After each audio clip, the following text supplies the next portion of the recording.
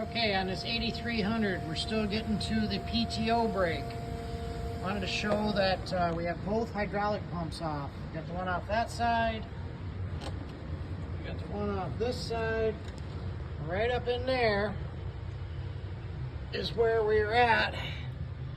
We've removed the hydraulic pump drive, which drives on this gear right here. It's like almost like a ring and pinion, how it works.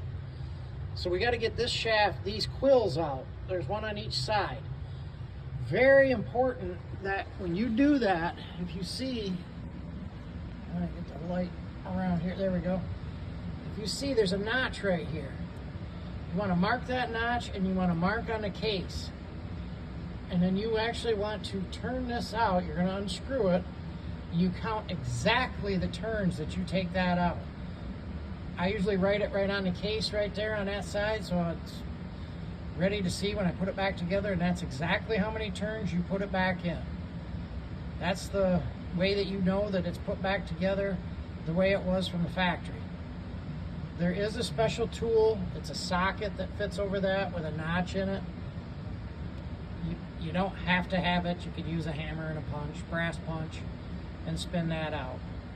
But we got to get that out to get this shaft out right here to get to the PTO clutch, which is back there. You got to take that shield right there. All that is a oil shield in there. That's going to come out. And then we got to get to the back end where I showed you we took the PTO gear case out, the output part out. There's 4 bolts in the back side that hold that PTO clutch assembly in there. And once we get that out, then we can get to the brake, which is actually the thing that we're trying to get to, which the piston is leaking by on that. Curdy Bob's Tractor Repair.